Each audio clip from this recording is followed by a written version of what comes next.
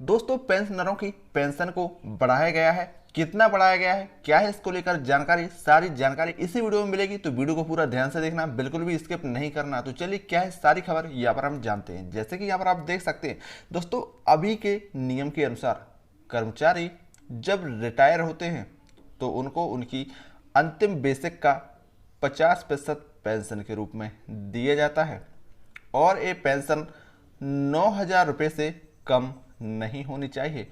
और वहीं दोस्तों पे फैमिली पेंशन की बात करें तो कर्मचारी की सेवा के दौरान जब मृत्यु हो जाती है तो उस केस में पूरे 10 सालों तक कर्मचारी के अंतिम बेसिक पे का 50% पेंशन जो है वो यहाँ पर दी जाती है। इसी के साथ ही दोस्तों और उसके बाद 30% पेंशन यहाँ पर दी जाती है और ये पेंशन भी 9,000 रुपये से कम यहाँ पर नहीं होती है। दोस्तों पेंशन में कोई कटौती ना हो, इसको आप यहाँ पर देखिएगा, पेंशन में ना हो कटौती। कर्मचारी की सेवा में रहते हुए मृत्यु होने के बाद उनके परिवार को पहले 10 सालों तक बड़ी पेंशन यानी कि 50% के हिसाब से दी जाती है और उसके बाद आप देखेंगे 30% के हिसाब से जो पेंशन है फिर 10 सालों के बाद 30% के हिसाब से पेंशन मिलना जो है वो शुरू होती है। और उसी को लेकर सुप्रीम कोर्ट में एक जनहित याचिका डाली गई है जिसमें कहा गया है कि जब एक बार 50% के हिसाब से पेंशन मिलनी शुरू हो जाती है, आप ध्यान से देखिएगा कि जब एक बार 50% के हिसाब से पेंशन मिलनी शुरू हो जाती है तो 10 साल के बाद आप देखेंगे 10 साल के बाद फिर 30% करना न्याय संगत नहीं है। 50% बड़ी पेंशन के हिसाब से पेंशन भोगी का रूटीन बन जाता है। ऐसे में 10 साल के बाद कटौती करना इसमें उचित नहीं है।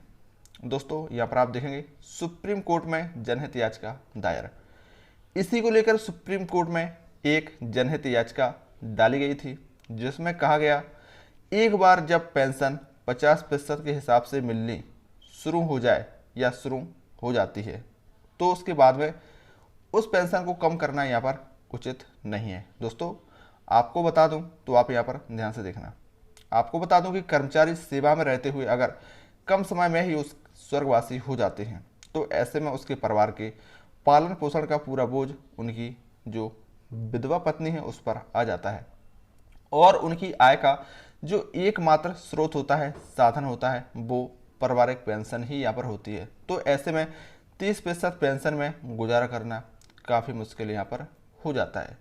दोस्तों यहाँ पर आप देखेंगे कम पेंशन में जीवन यापन करना मुश्किल। किसी सैनिक की मृत्यु के बाद विधवा या आश्रित को फैमिली पेंशन जो है वो यहाँ पर दी जाती है ताकि वह मृत सैनिक के परिवार के उन सभी सदस्यों का भरण पोषण यहाँ पर कर सके जो उसके जीवन काल के दौरान उस पर निर्भर थे। हालांकि दोस्तों पेंशन में इतनी कमी होने से जीवन यापन करना काफ़ी मुश्किल यहाँ पर हो जाता है। और वहीं दोस्तों आप आगे देखेंगे याचिका में वकील ने दलील दी थी कि सरकार की यह पेंशन नीति मनमानीपूर्ण और अन्यायपूर्ण है जो कि संविधान के अनुच्छेद 14 और अनुच्छेद 21 के तहत मृत सेवा कर्मियों की विधवाओं और आश्रित बच्चों के अधिकारों का उल्लंघन यहाँ पर करती है। तो अब आप आगे यहाँ पर देखेंगे सुप्रीम कोर्ट ने केंद्र सरकार को किया तलब।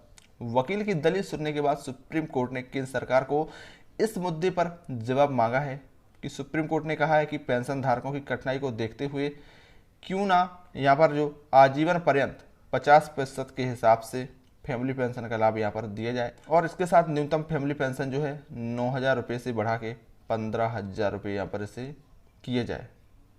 दोस्तों फैमिली पेंशन जो है वो यहाँ पर 15,000 रुपये यहाँ पर होनी चाहिए।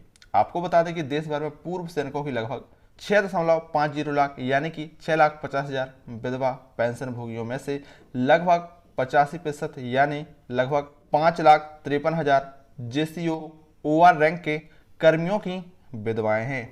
पीआईएल में वकील ने दलील दी कि औसतन एक सैनिक का अंतिम वेतन 50,000 रुपये है, जिसका मतलब है कि सशक्त बलों से रिटायरमेंट के बाद कम उम्र में मरने वाले पूर्व सैनिक की विधवा के लिए सामान्य फैमिली पेंशन जो है यहाँ पर लगभग 15,000 रुपये यहाँ पर होनी चाहिए। दोस्तों घर बैठे रोजाना ऐसे ही नई नई जानकारियों से अपडेट रहने के लिए वीडियो को लाइक, चैनल को सब्सक्राइब करके हमसे जरूर जुड़ें।